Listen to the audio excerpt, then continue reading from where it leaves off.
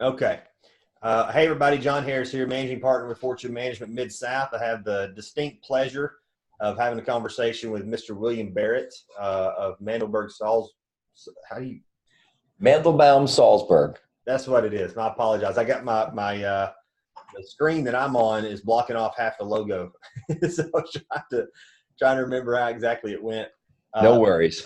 But they are corporate partners of ours nationally. They work with our clients, dental clients, all over the country in a variety of different areas, anywhere from mergers and acquisitions, practice acquisitions, to just routine legal responsibilities and things of that nature. So I wanted to have a conversation with him today, specifically on some of the things that are shifting in the dental industry landscape. Specifically the trends that we're seeing with mergers and acquisitions. We're seeing a shift in the population and just change of power, so to speak. And really ultimately what it needs, what we need to know and what we need to do to be successful as 21st century dentists. And so, Bill, if you don't mind, just kind of share with us a little bit about your organization, what you do, how you support your clients, and we'll rock and roll. Sure. I'll start a little bit with some background on the law firm. The law firm has actually been in business since 1930. Started in 1930 as a solo practitioner, and fast forward today, 89 years later, the law firm now is comprised of 82 lawyers, and with lawyers and staff, we're about 145 people. What's unique in the law firm is that we have a division within the firm dedicated to dentists and the legal needs of dentists, including dental practice transitions. When I say transitions, that would include, mergers and acquisitions and purchases and sales, associate buy-ins, potential transactions involving DSOs and so forth.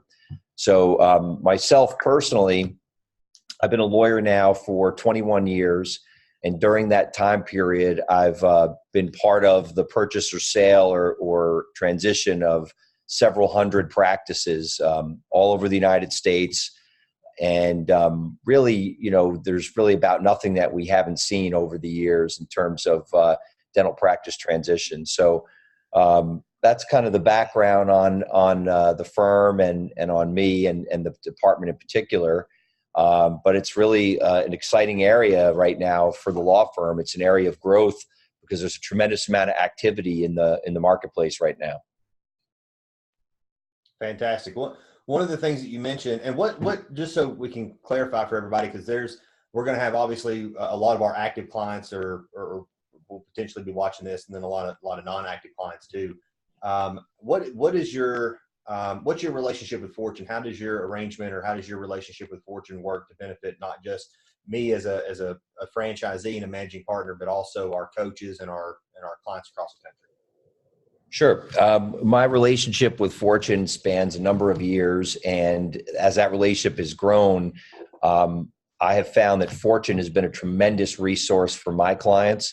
I have clients all over the country, and as a result of having been in the practice of representing dentists and their legal needs for so long, I have a lot of clients that have needs for practice management and consulting and just coaching in general on how to improve and enhance their practices. So really, my relationship with Fortune has been very much a partnership and a win-win partnership in the small P sense, in that we often can provide services and be helpful to the clients of Fortune, and Fortune in many cases has been incredibly helpful helping our clients out. And it's really just become a synergistic corporate friendship with clients, going back and forth between our organizations, and it's really been a win-win. Fantastic. I know I can speak personally, well, from a personal standpoint and a professional standpoint. I know you have many years of experience. Love your attitude, personality. You see things, very similar that as we do, as far as where the industry's headed. How we can best serve our clients. I know that's something that we take very personally and very seriously across the country, and that is partner with people that we think are gonna provide the same level of service and quality and attention to detail to our clients as we're committed to providing too. So I certainly appreciate everything that you're doing for us across the country. Where do you see the direction of just as a whole, and then we're going to kind of start at 30,000 feet and kind of go into a little bit more detail. But as a whole, where do you see the dental industry headed at the moment? Well, I definitely see a couple of trends. One is consolidation.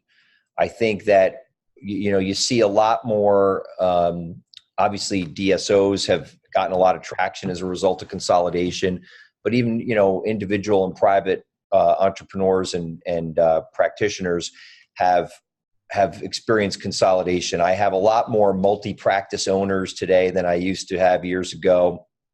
And I would say the biggest trend right now for my clients is realizing that if they can consolidate into a what we like to refer to as a mothership or a primary location for their practice, and really try to offer, I think in essence what clients and the patient base are looking for is, in my opinion, from what I see, they're looking for state-of-the-art office with all the best technology and talent.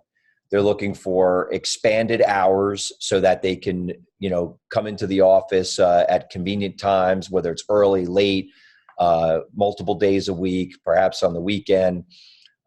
They are looking for places that will take their insurance. I think that the reality is that we can't ignore that a lot of patients want their insurance to be accepted. And it's great when I have a client who has a pure fee-for-service practice and they've been very blessed and been very successful to have it. But I think more and more you see this kind of expansion of services, expansion of hours, bringing specialists into the general dentist location so that a patient can kind of have one place that they can go for whatever their needs are.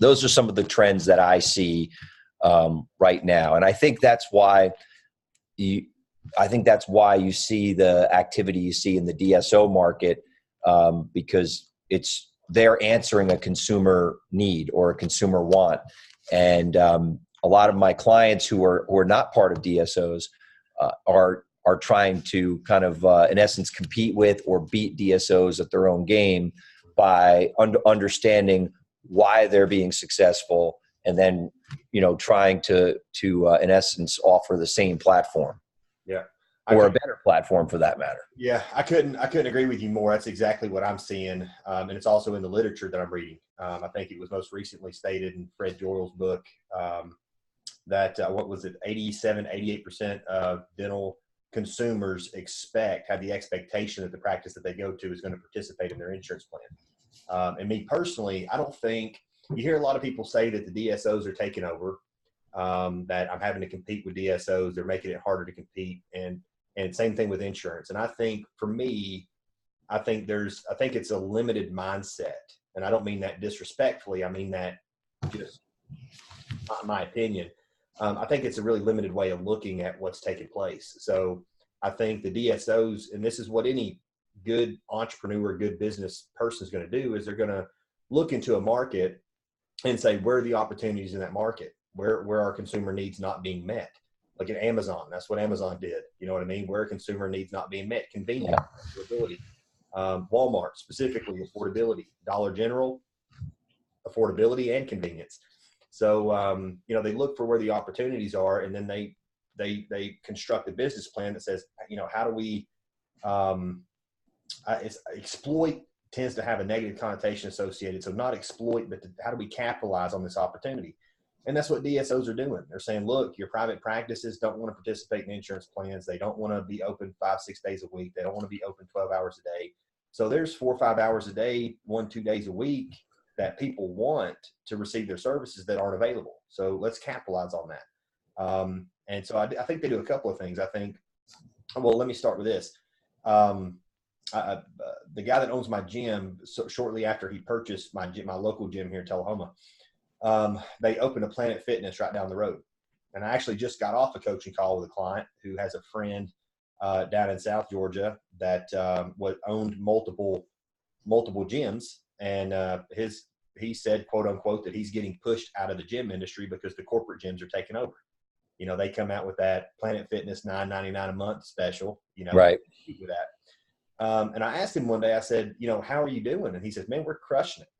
And I mean, I see a lot of new faces, and I'm like, well, yeah, I can see that. But I mean, I figured Planet Fitness would make it a little difficult for you. And he goes, man, they do us a favor. And I was like, do you a favor? What do you mean? And he said, Planet Fitness throws up that $9.99 a month special, and they get people off the couch and in the gym. He said, well, once they go to the gym and they start seeing results and they want to lift a dumbbell heavier than 40 pounds or whatever, they come to a real gym. I was like, that's interesting. The same context applies in dentistry. So if you think about it, corporate dentistry throws up the $99 a month special. They get patients off the couch and into the dental practice. They get the $10,000 treatment plan because they have, and nothing I say, I have no intention of being disrespectful, but corporate dentistry, they're getting the dentist that's straight out of dental school. You know, a dentist that's been practicing for 30 years isn't going to sell his practice and go to Aspen Dental. So they're getting associates straight out of dental school that don't have the experience or bedside manner or communication skills. They're getting the dental assistant straight out of dental assisting school, the hygienist straight out of dental hygiene school. And those are the people providing the services, and they're just inexperienced. And so they can't provide the same level of experience that patients get in a private practice. And the assumption is that patients have a very difficult time differentiating between the clinical quality of a private practice and the clinical quality of a corporate-owned practice. So what do they have to differentiate? State-of-the-art facility. They want the technology. They want the equipment. They want the bells and whistles. They want the active Facebook page. They want fun, inviting, warm, friendly. They want the best of the best. They don't want the rundown operatories with carpet and old monitors. They want the tile, nice, flat screen TVs, comfortable chairs. They want all that stuff. They want expanded services. So they want as many of the services that I can get met here rather than driving an hour. I've got a client over, I call it the armpit of Tennessee. It's Southwest, Tennessee. It's one stop sign. And we won't name any towns. She'll know who she is because she's the only one I got. But the town is basically, they don't have a Walmart. It's only a Dollar General. And it's two intersecting 2-lane roads and a stop sign. And that's like the city center. Right? And then you go different directions. It's north, south, east, and west. And if I go there and I need a root canal, I'm going to drive an hour and a half to go to a specialist to get a root canal. And that's inconvenient. Look at a metro area, it's maybe not traveling the same distance geographically, but you're traveling the same time because of traffic. And so I think convenience and insurance participation and in-house DSPs, dental service plans, and things like that. So making treatment more affordable, making treatment more convenient in an environment that people want to be in. I definitely think that speaks volumes in terms of what we're seeing with DSOs and their ability to penetrate the market.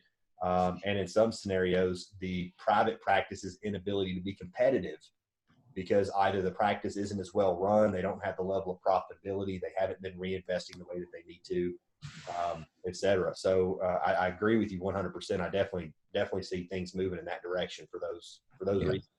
Yeah, the one little qualification I'd put in there, because I agree with most of everything you just said, is that one of the things that's happening with DSOs, though, is that they are very, very active in the acquisition market. Mm-hmm. So a lot of times it's not the case anymore where you're getting like in some of the large DSOs where they're doing de novo practices as well as other acquisitions, and they're putting young, very less experienced practitioners in there. The acquisition market is so hot right now, and DSOs are buying a lot of practices, and they are getting long-term employment agreements from very experienced practitioners. Mm-hmm. So, you're getting a practitioner sometimes who's maybe in the last 5 or 10 years of their career who has a lot of experience, and they're doing transactions with DSOs because a lot of times the sale price is a lot higher than in the traditional marketplace sale where, an associate comes up and buys out a senior doctor, or doctor lists the practice with a broker, and the broker finds someone who's been associating somewhere else for 5 to 7 years, and they come in and buy the practice. That used to make up, 80% of the deals that we had in-house on selling practices. And now today, I would say it's more like 6 out of every 10 is a DSO acquiring somebody's practice. Yeah. So it is competitive, but I totally agree with you that, in essence, you're beating them at their own game. And I think that for our clients that have that mindset that, that like, why not take advantage of the sophistication and the research and the analysis that private equity has done and capitalize on it as your own opportunity, which gets back to the point I mentioned about, if your primary facility, if your office has the ability for growth and expansion, you have an opportunity to be able to provide the services, the hours, the specialties and everything, and really be able to compete, I think, very effectively. Yeah. I know Fortune is for obviously the preservation and advancement of private practice. And so there are a lot of privately owned DSOs out there. I've got clients that have DSOs, multi-locations. What's so attractive about the DSO approach? Why are people going? I typically see one of two things. You've got your small boutique, single practice, single doctor, 6 employee, 2 hygienists, 2 assistants, 2 at the front desk, type of practice that may be with limited insurance participation or maybe even highly insurance driven. You've got that model, and then you've got the multi-location DSO approach, and then you've got like a group practice. Would you agree with that? Is that kind of what the 3 categories of practices that you would say are out there? Yeah, I think for the most part that's right. Sure. Okay. What's so attractive to the DSOs? The DSOs are the ones that are capitalizing on most of the acquisitions. I think funding and financing is a big part of that. But what's so attractive about that? I think was your question about why entrepreneurs and private practitioner dentists are creating their own DSOs? Correct. So I think there's a few reasons, but one of the motivations sometimes is the DSO can be on a small scale. So I'm not talking about I'm talking about the entrepreneurial independent dentist saying, I'm going to create my own DSO. One of the motivating factors sometimes is that they have non-dentists, so non-licensed persons that want to get involved and maybe invest. So let's say you're a very successful dentist, you've done well, you have you figured out the special sauce, so to speak, and you really think you could expand, you could do more locations. And you want to take on investor capital. An investor can't own your dental practice. Right. And that's where the DSO model comes into play, where if I'm a practitioner and I own the practice, which is required in most states by law, there are a few exceptions in certain states, but most of the states in the country require that the practice be owned by a licensed dentist. And that if that practice has a contractual arrangement with a dental service organization, a DSO is really a business entity. So it's not a practice. It's not providing any clinical services or anything like that. The practice stands on its own, owned by a dentist, and the DSO, in essence, provides services to that practice in exchange for fees. And it's a way to drive revenue from the practice of dentistry into a non-licensed business entity, creating value in that entity. Mm-hmm. And that's a driving force. I have a number of clients who are dentists who have set up DSOs and have 2 or 3 investors, or in some cases, working partners. I have one client, for example, has a partner in his DSO. He's a dentist. He has a partner in his DSO who worked in the supply and equipment world for a while and has a lot of great connections and contacts, and really smart business guy, hardworking. He's an active partner in the DSO. So he's not only helping run the operation for the dentist as partners in the DSO, but because of all his industry relationships, he's able to find potential practices to do acquisitions and mergers. And, that can be a driving force as well. The other things are some simpler concepts like economies of scale, by having, one entity that has more purchasing power, centralized services to create efficiencies and profitability. So centralized billing, centralized marketing, centralized staffing, so that, other than the doctors who perform services in the practice who are employed by the practice, there could be, other professionals that service the practice, all employed by the DSO. And in some cases, if the geography is not too far, they can even have employees work in different practice locations. So, and you can go on, purchasing of equipment, negotiating with insurance carriers, under one entity combined. So I think there's a lot of potential advantages from a business standpoint, as well as from a regulatory standpoint, meaning how do I get non-licensed individuals and business people to be in a position to, for lack of a better description, make money off of the dental industry, and the creation of a DSO is that vehicle that gets you there. So as a non-licensed dentist, the benefit to me is that I can have this entity created, and then that entity can then in turn put in place a contract with, say, 10 different dental practices. So I acquire these 10 practices, the dentists stay on and continue to do the dentistry, and I provide dental services in exchange for revenue, right? And correct. So the DSO entity owns the 10 practices. That's the benefit to me, is I have the opportunity to leverage the growth of the dental practices themselves. So, for example, well, the DSO does not own the dental practices. Okay. The DSO cannot, if it's because it's not, it's the business entity. Correct. Yeah. The practices have to be owned by the individual practitioner. And what creates the relationship is really a series of contracts between the two separate business entities. Correct. Gotcha. And so the benefit to me is that I'm able, I know how to grow a dental practice. And so I could provide that knowledge to the practice in return for fees. And that's the benefit to me, my ability to leverage the growth of the dental practice and add that to my portfolio. What's the benefit to the practice itself or to the doctor themselves to get involved with a DSO? Well, so one of the things is that all the services that they would typically have to figure out and do on their own, and all the management is off of their plate. So, they're able to go about, there's basically two, there's a couple of reasons why a dentist might do it.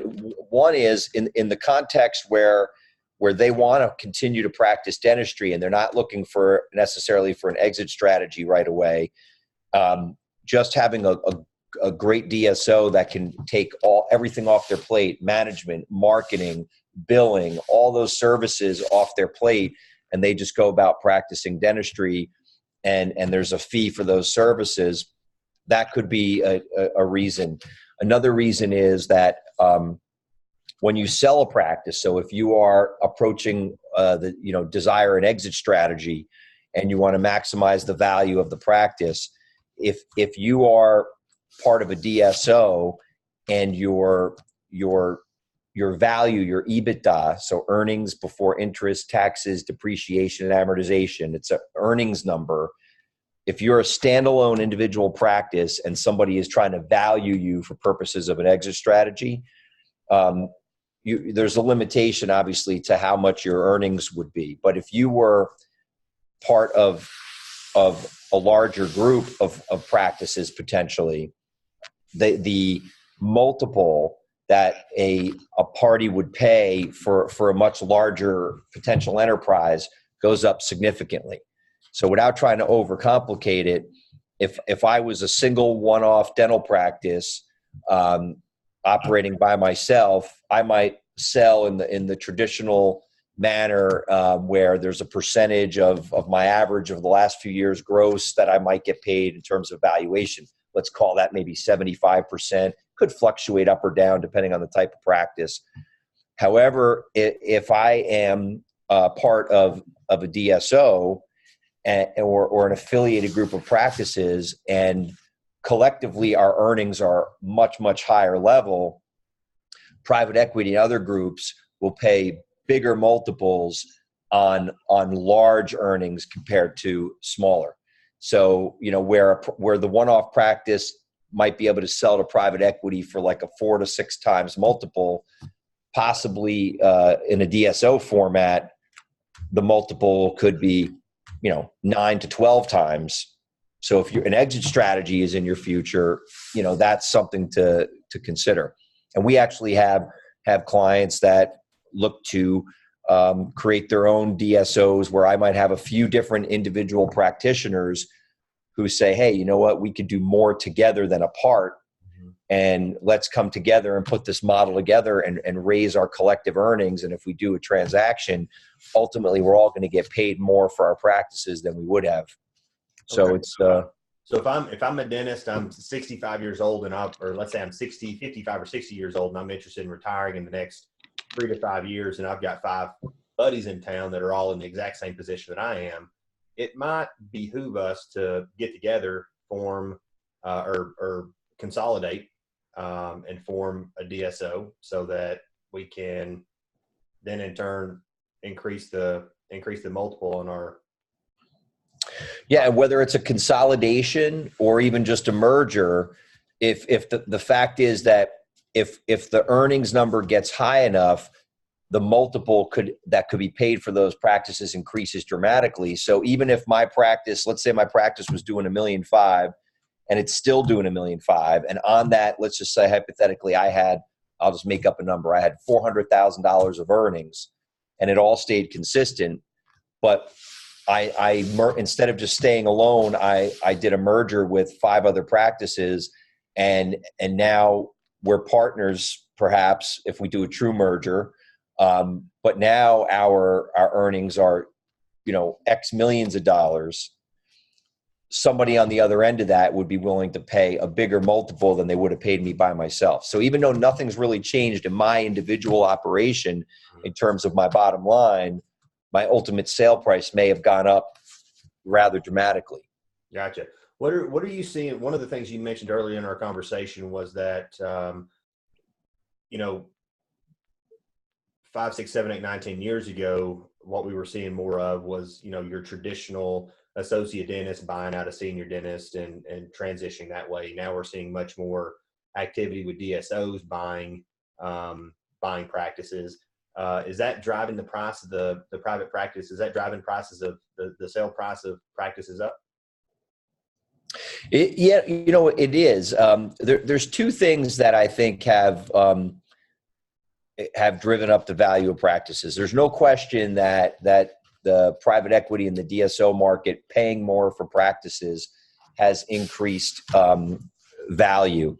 Part of that is, not to get overly complicated, but part of that is when you look at what you can earn on if you're private equity and you look at what kind of interest you can earn on your money, very quickly people figured out that dentistry can be a very profitable business, and the return on investment can be significant. If they weren't making a great return on investment, there wouldn't be a market for it.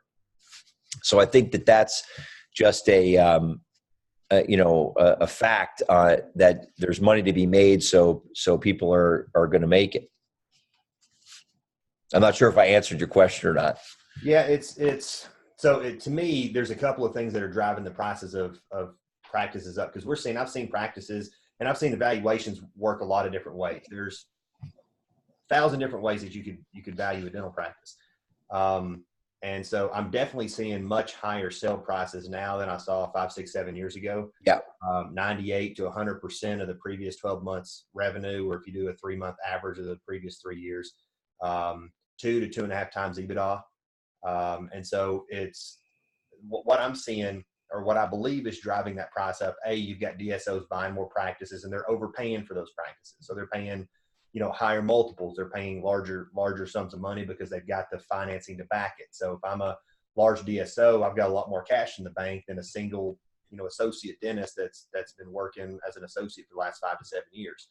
And you need to deploy that cash because your investors want a return on capital. So Correct. you've got to put that money to work. Totally agree with you. Correct. So that's one thing driving the price up. The other thing I think probably is certainly influencing the price is the fact that you've got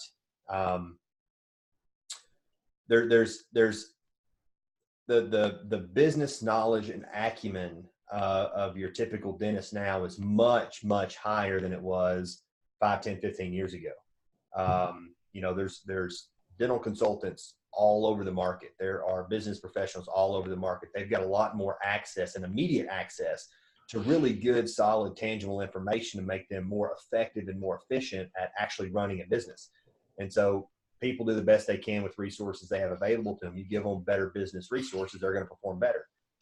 And so I would say that just in general, without take the DSOs out of the equation, just your typical private practice now is a better run business. It's run more like a business than a hobby than I would say previous years. I think that's true. I think it's definitely true. When I look at my my clientele over the years, there's been I have a lot more business savvy, sophisticated doctors as clients now than I had 15 years ago. And I'll throw one more into the mix too. I think the availability of banking loan capital for practice acquisition has also been a big factor. So, for example, you know, all the major banks have divisions now that lend directly to dentists for dental practice transactions, and in most cases, their underwriting guidelines are actually very flexible compared to traditional types of loans. I mean, we always expect on a dental deal, on almost every case, for a bank to be willing to finance 100% of the purchase price plus working capital. So there's so much money available for purchasing practices, and the reason is, you know, and it's a tribute to the profession. Dentists, as a lot of people know, have one of the lowest default rates on their loans out of any type of profession in the United States. In fact, it was thrown out at a seminar that I was at that only American chicken farms, I guess we eat a lot of chicken in this country, fail less on debt than dentists. And the statistic that was thrown out at me was that less than 1% of dentists will default on their loans. So as a result, lenders view dental practice deals as a great risk, meaning a great risk profile and not a risky loan. So that's why I think you know, you can kind of add all these things up, and it just makes for a very robust market. You know, I get people calling me all the time, both private practitioners, DSOs, all sorts of clients of mine call me up and ask me, do you know of anyone selling? Do you know of anyone who wants to do a merger? Anyone who's getting to the point of their career where they might consider a transition? It's a very, very aggressive market right now. Yeah. Asher, you mentioned that dental practices are viewed as very low risk investments by the bank. So the default rate's really low. If I'm a bank, I'm going to give you money. Chances are you're going to pay me back, and I'm going to earn some interest income on that, and everybody wins. Would you agree that as should your private investor like myself? We've had this conversation because that's certainly a consideration that's on the plate for me. And so as should someone like myself that's interested in diversifying their portfolio and getting involved in the dental industry and saying, hey, very low risk, you've got low risk, you've got guaranteed demand. If ran right, it's a very profitable, can be a very lucrative business. And you've got the opportunity. I mean, I've got practices that are, I mean, the average rate of growth of the average practice in my portfolio right now over the last 12 months is 37%. That's incredible. That's a fantastic return. You know what I mean? So yeah. I can put money in my IRA and I can get 5, 6, 7% growth year over year. Or if you're lucky. Yeah, if you're lucky. Or I can take some of that money and rather than putting it into an IRA, I can buy a Fortune franchise, which I have much higher returns there. Fortune on average grows 25 to 30% year over year. We've got one franchise that grew 246% last year. So, I mean, that's the other option. I can put it in my safety bucket or I can put it in my growth bucket. right? And so dental practice is a great option for that. And it's very low risk and very secure and very safe, but I've got the opportunity to get very high returns. So if I'm a private investor and I say, okay, good, I'm going to talk to Bill and I'm going to set up a DSO. What does that process look like? Do I just create a DSO and then I just start, trying to find practices to fold under my DSO? Can you walk us through how that unfolds? How's the dentist get paid? How does the private investor get their money back? Sure. Well, realistically, to succeed in the scenario that you outlined, you have to start with a friendly practitioner. You really, in essence, have to have a partner who probably ends up with an interest in your DSO, who can be the practice owner. Because going back to my original comment, the non-licensed person cannot own a dental practice in almost every state. So sometimes that person or that entity is referred to as a friendly PC in the industry. They refer to it as a friendly PC. That entrepreneurial dentist who is willing to say, yeah, you know what, I want to be part of your vision. And, if you end up buying 10 or 12 practices, they own all 10 or 12 practices. And the practices have written agreements with the DSO, which is the entity that you as the investor would be a member or an owner in. And that's ultimately how you're going to flow money from the practices for services rendered back to the business entity and those non-licensed professionals in the business entity that are responsible for the providing of all those services. That's how they're ultimately going to earn the return on their investment. Okay. And so it's got to start. If you don't have that friendly doctor who you're in essence, have a business relationship with, then it's a lot harder, because it's not that you still can't have that set up, but the relationship between the two entities it's going to be a much more difficult contract to agree on if the parties are not kind of in sync with the same vision. Yeah. Unless, of course, you're in a state that doesn't require you to have a dental license to own a dental practice, in which case a DSO wouldn't be necessary. Correct. In those states, and there's very few of them, but in those states, you just have to hire a dental director, and the dental director is responsible and has total autonomy over all things clinical, because you as the non-licensed person cannot can have any real authority at all over any of the clinical aspects of the practice. You can own the practice in those states, and you can direct the non-clinical staff, and you can, basically run the show, if you will, run the business. But on all things clinical, the dental director has to be in charge and have autonomy over all those decisions. Okay. And so let's assume that I'm the DSO owner and I've got 10 practices under my fold. Okay. So obviously I'm going to get paid, I don't know, some kind of a wage from the DSO is going to pay me for my time and energy and effort and all those kinds of things. The dentists themselves would get paid as associates, or as, the dentist in each of those practices, an agreed upon percentage. I may choose to give them a percentage of the DSO so that they could potentially get dividends, just as a retention incentive, right? So if they own a percentage of the DSO, when the DSO sells, they get a percentage of that sale. What are some of the other benefits or some of the other things that you've seen people put in place with DSOs to retain people and to incentivize and compensate people so that everybody feels like this is a mutually beneficial arrangement?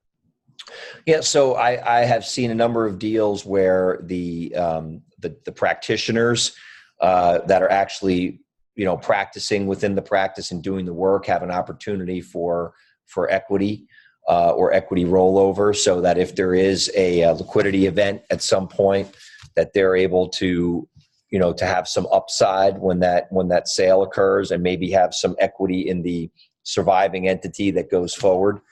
So that is one incentive. I've seen cash incentives that if people agree to stay on, and if they enter into an agreement with a successor owner, that they get bonuses for staying on, incentive bonuses. So there's a lot of ways to look at that and to handle it. but I think that, a lot of times it just depends on the individual person too, and the entrepreneurial spirit of the person that you're dealing with. For some people, they just like to be paid well and have security, and others that are more entrepreneurial want to have a piece of the upside, which you can do through the documentation.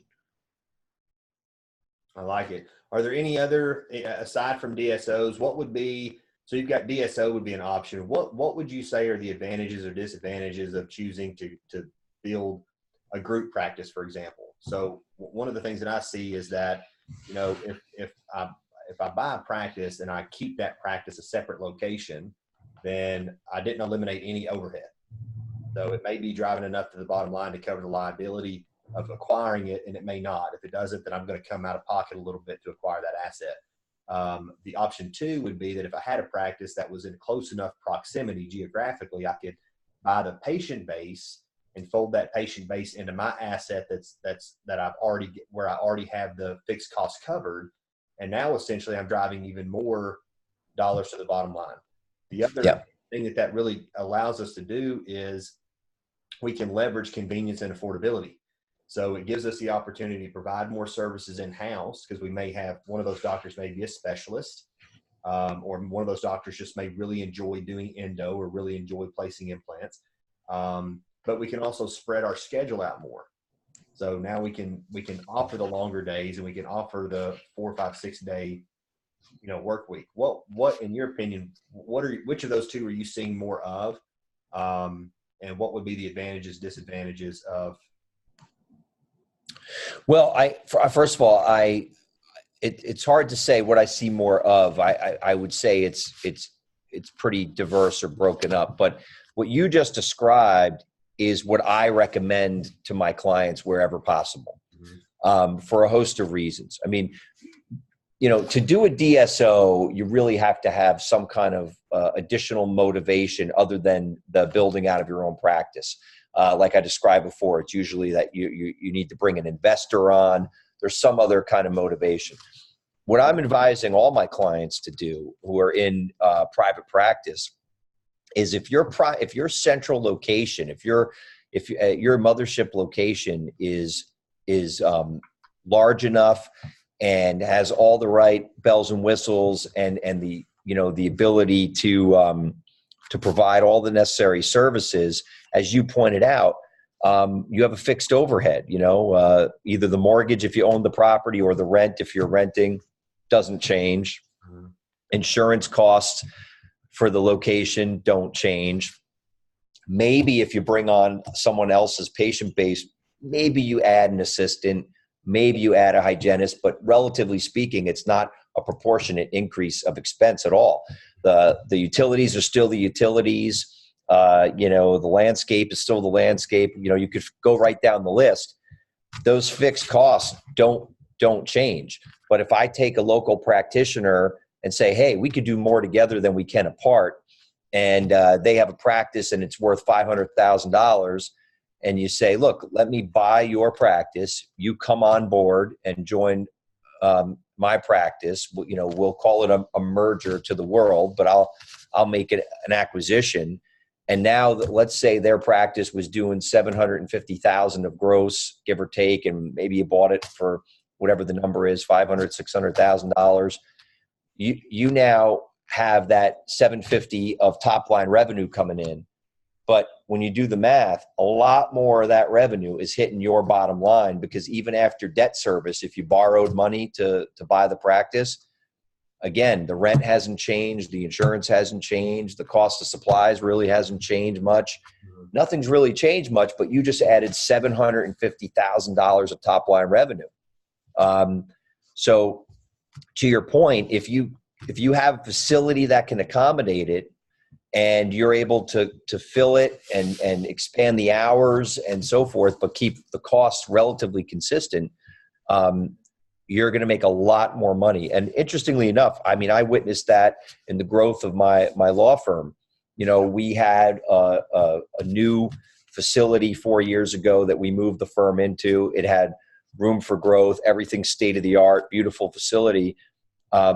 And as we filled offices with talented practitioners with different areas of expertise, with impressive books of business and clientele that they brought with them when they joined the law firm, all of a sudden we noticed not only was our top line revenue going up, but significant dollars were falling to the bottom line. It's the same concept playing itself out. I mean, businesses are relatively similar to each other, and once you establish the appropriate facility, and you continue to increase the top line revenue, a lot of that's gonna fall into your pocket. So I'm a big fan in taking the approach that you described. Good. I've actually got 9 or 10 of those negotiations taking place right now. One of which I want to run by you because I was prior to our call, I received an email and it included an LOI, and there were a couple of things in there that to me were red flags, or not necessarily red flags, but they were negotiating points, things that we want to come back to and say, I don't know if that's going to work out that way. And so, for example, what are you seeing as well? I'll tell you what this LOI presented, and then let you give me feedback before I Sure. share my thoughts on it were. So one of which was the seller doctor will receive 100% of the accounts receivable that are present on the day of closing. Second one was that the seller doctor had the option to stay on for 1 to 2 years. Had the right, or was guaranteed 1 to 2, 3 days of dentistry per week, and would be paid 40% of the collections on his or her production, and would pay 40% of the lab expense. I think another one of the options in there, I think there was a clause in there around we want to make sure that the earnest money deposit on the LOI is refundable. But as far as those two things are concerned, what are your initial thoughts on the 40% commission on collections, 40% lab, and then 100% of AR? Is that okay? So not a fair deal? What do you think? So let's start with the in essence what the associate contract would look like for the doctor who is selling this 40%. For general dentistry, 40% is at the very, very high end. Okay, so I would be lying if I said that I've never seen 40% deals for general dentistry. I have. I've only seen one higher. I once had a deal, and out of the hundreds that I've done, I once had a deal where the general dentist got 42%. 40% is very high, because if you think about it, and you would know as a coach better than most, in a well-run dental practice, okay, in a well-run dental practice that's kind of humming along, what should the overhead be as an overall percentage of gross? 65%. All right. Maybe 55. Or I'm sorry. Bottom line should be somewhere in the neighborhood of 40%. Okay. So if the bottom line in a really, really well-run practice is 40%, and I pay an associate 40% to perform services, I mean, effectively, and I've seen these deals. I had a client of mine that just went through this whole process. They had a practitioner in their office making 40%, and their coach got in and started looking at it, and their overhead, they happen to be in a large metropolitan area, so in a large city area where overheads tend to be higher. And they realized that, instead of 40% hitting their bottom line, they were more like a 30%, and they were paying someone 40%. Every time they gave them a paycheck, they were losing money for years, but no one had ever kind of pointed it out to them. Yeah. So truthfully, somewhere between 30 and 35% of collections is the right number. And if the selling doctor is a highly talented, highly experienced doctor that can do great cosmetic work and other things, it will be totally appropriate for them to be at the 35%. Yeah. But once you get to the 40%, you're not making any money on their work. So it doesn't become a win-win anymore, really, at that point. I couldn't agree with you more. If they were 30 to 35% is exactly my feedback on that conversation. Yeah. I think 30 would be low for for a highly experienced practitioner who can really do a lot of good work, the 35 is probably most appropriate, again, based on the deals that I see. Now, in terms of the percentage of lab that they have to pay for or that's deducted, that fluctuates. And I do see a lot of deals where the percentage of lab is the same percentage of collection that they get. So 40 and 40 or 35 and 35. So that's not a provision I haven't seen before or that isn't relatively common. When I represent the person who's going to be employing that person, I try to say that you get 35% of collections less all labs, because that's what I try to negotiate for on behalf of my clients. And that is actually quite typical, but sometimes you'll see it the way it's been presented to you. So to clarify, that's the associate collecting 35% of their collections after lab expenses are taken out. It's 35% of collection less laboratory. So then the labs come out after that. Gotcha. So, that's exactly my thoughts. So if we're paying an associate 30%, I've gotten some of my offices, the associate's making 30%, but the practice is covering the lab. So they don't have right. that. Very fair deal. Yeah. Very fair deal. So if they're getting 30% of collections and they're paying their own lab, that's kind of a bad deal for the associate. 30% of collection and they're paying their lab. Yeah, I mean it's not terrible, and it depends on the experience level and so forth. It's probably on the lower end of the scale. Your other question was on accounts receivable. So the answer there is that it is true that unless it's been calculated into the purchase price somehow, okay, accounts receivable typically belong to the seller, and the seller gets the accounts receivable as they roll in post closing. They are turned over to the seller, usually for a period of time. So usually you'll say, all the accounts receivable belong to the seller, and whether it's 90 or 120 days or so, for a period of time, sometimes it's as much as 6 months post closing, whatever accounts receivable roll in are turned over and sent to the to the seller. That is typical. The only thing I caution people on when they do their due diligence is you got to look at the account receivable, because remember, how it's made up can be very interesting and could have a big impact. So for example, if I'm due 3 or 4 insurance checks, and maybe there's 10 or 12 patients that owe money, it's really not that big a deal, because those checks are going to roll in rather quickly, and this whole account receivable thing is going to be gone pretty quickly. I once had a matter that came to me after the closing. I didn't handle the transaction, but between the accountant and the attorney that represented the buyer, they hadn't really done their due diligence, and the seller had about $435,000 in accounts receivable, and he got to keep his accounts receivable. But what they didn't look at was those accounts receivable were made up they were like, $1,000 or $2,000 a piece over hundreds of patients in the practice. They had a kind of a terrible practice of allowing people to, they would pay a little bit and then they would pay a little bit a few months later, and they had all these payment plans, and it was kind of crazy. But what happened was this doctor bought the practice. Seller kept the account receivable, which is not unusual, but because they hadn't diligenced this carefully, as patients were coming in post-closing, let's say they came in for a crown or they came in for a cleaning or whatever it was, they had agreed in their contract to what we call first in, first out, meaning the first dollars in go to pay the old receivables. So what would happen is someone would come in, they needed a crown. They got $1,500 or $1,000 worth of services, and they had a $1,500 balance. They would write a check at the counter that day.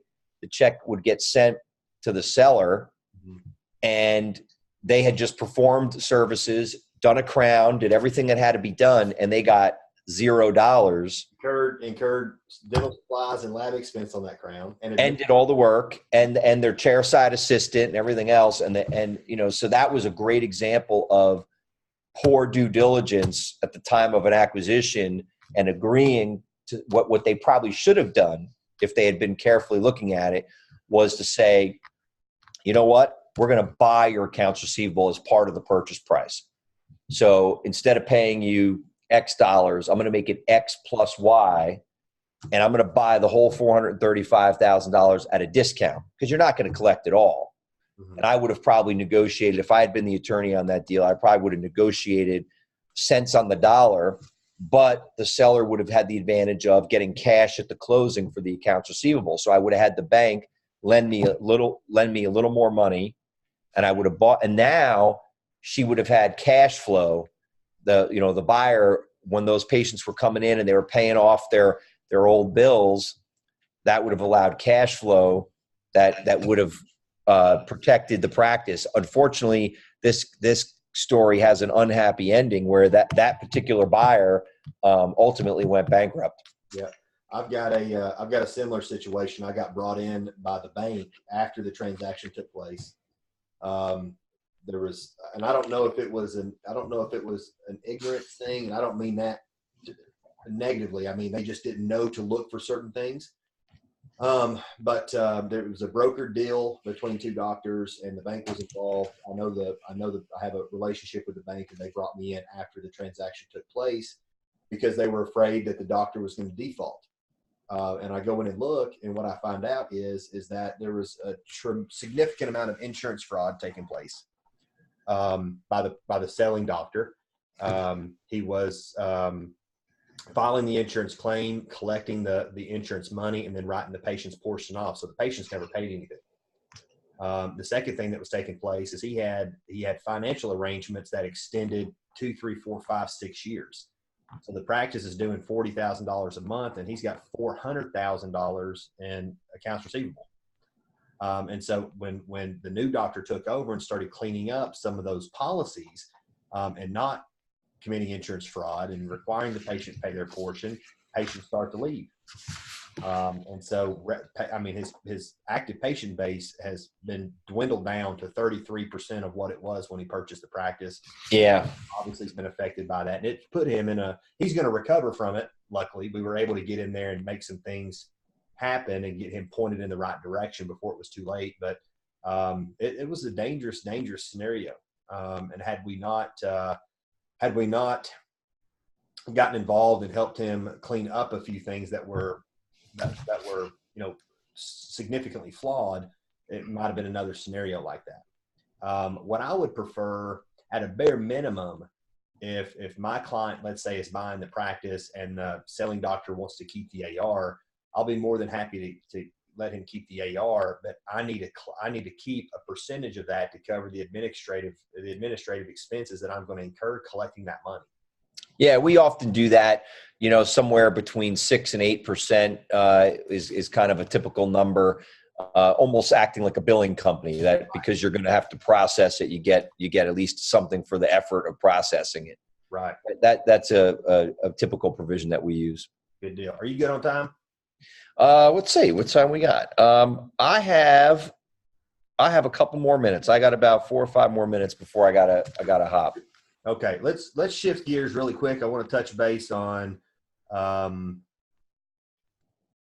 one thing specifically, and that is on associate buy-ins. So, or maybe just buy-ins in general. So I get this question asked a lot. I've got 5 or 6 clients right now that I'm working with on a limited basis that are associates in practices, and they're looking to acquire their first practice. Okay. And so in terms of practice evaluation, we talked a little bit earlier about, what's taking place in the markets driving the price of the practice up. And in many cases, that's going to be okay. What are you seeing as far as, or maybe not what are you seeing as far as, what are your thoughts on how best to arrange the purchase agreement so that it is as mutually beneficial as possible? I know you work with a lot of Fortune coaches across the country, and we've done, earn out arrangements. We've done, hybrid arrangements where there's a guarantee paid up front and then we earn out the balance. Or you go to the bank and buy. We've got a lot of clients that have bought practices through owner financing, which I'm personally a huge proponent of. That's one of the top 3 wealth development strategies in North America, is to make money on your money. You know what I mean? Leverage interest income. So what are the options there that people need to consider, as if I'm an associate buying a practice or I'm a doctor buying a practice? What are like the major things that I really need to look at as far as what the actual tangible worth, market value of that asset is? Well, I mean, I think that it starts with, in all cases, a valuation. You know, you really have to understand what you're buying if you're the associate. And you should always have some kind of independent assistance with that. I mean, one of the things I've always thought is a great service that a lot of the fortune coaches provide is, you know, and for a lot of my clients, they've done it, you know, the old golden ticket, you know, which can be sometimes to evaluate your own practice, but also Fortune has often evaluated practices for clients of mine where the client is thinking of making an acquisition and they've gotten involved and assisted with the due diligence and helped them get comfortable with a purchase price. And I think that's very valuable. But, you know, certainly having your accountant involved as well and understanding the value. The thing that always happens in associate buy-in deals, and it's kind of interesting, and I'm smiling because it's one of those things that just kind of comes up all the time. And it's the difference between, I guess, senior and junior, right? So the senior doctor always believes whatever at the time that you're making the purchase as the junior doctor, that the senior doctor should get the full and fair value of the purchase at that time. Okay. And that's not an unfair assumption. The junior doctor will always say, well, wait a minute, I've been working for you for 5 years and I have made the practice more valuable. I'm effectively paying for the growth that I helped create.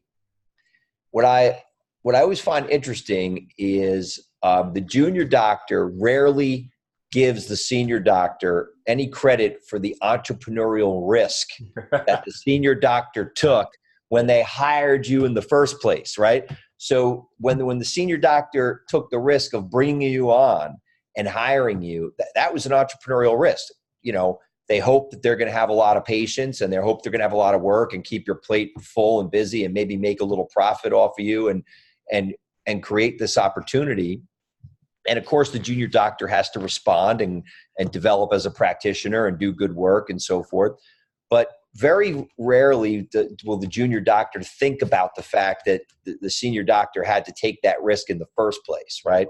So I think the answer actually lies in somewhere in a balance. Mm-hmm. So what I normally do in those situations is the value of the purchase at the time of the first purchase. So let's say the junior doctor buys 25% minority interest. Whatever the value is of the practice at that time, they should pay for the value. The issue then becomes when they buy more later on, and now they've been there a long time, and maybe they've really have made a significant contribution to the growth. At that time, what's a fair price? And normally one of the ways we deal with that is we set a floor and a ceiling to try to make it fair. So we'll set a floor at the value that they did the first buy-in at, so that it's not less than that. Mm-hmm. But it may be a ceiling so that there's some margin for growth that the associate would be paying for. But if it goes up to here and it's really grown quite a bit, they don't pay dollar for dollar for every penny of the growth. And I think that's kind of a compromised position that's fair. But value is always the biggest thing. Percentage, what percentage is going to be sold to them and for how much? Yeah. Always the big question. Yeah, I get that. I like that. I've never considered that, but I like having the ceiling and the floor, so that I don't pay less than what the original evaluation was. And then if I'm the associate and I'm bringing implants and endo and third molars to the equation and I add $600,000 worth of revenue, I don't want to pay for that revenue twice, right? So right. I think that's a good happy medium.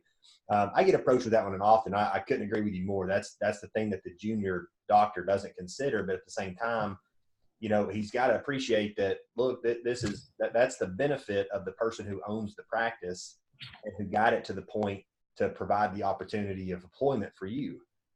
That's right. They built the platform that you're stepping into, and yeah, they also took the risk by hiring you, because when they hired you, they don't know whether you're going to be great or not. They hope you're going to be great, but they took a certain risk with the hopes that you would be great. Yeah.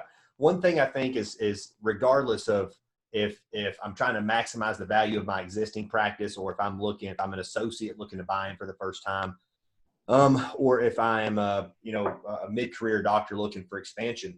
The LOI that I read this morning had 12% of the purchase price allocated to FF&E, which is fixtures, furnitures, and equipment, and then the other 88% allocated to goodwill. And that's typically what I see. Goodwill is usually somewhere in the neighborhood of 60 to 80% of the purchase price, depending on how out of date the practice is or how modern the practice is. And then obviously your seller wants to maximize tax advantages and depreciate the equipment as much as possible. So I understand all that. And this is an accounting, actually that what I was about to ask is an accounting conversation. So I'll leave that one out.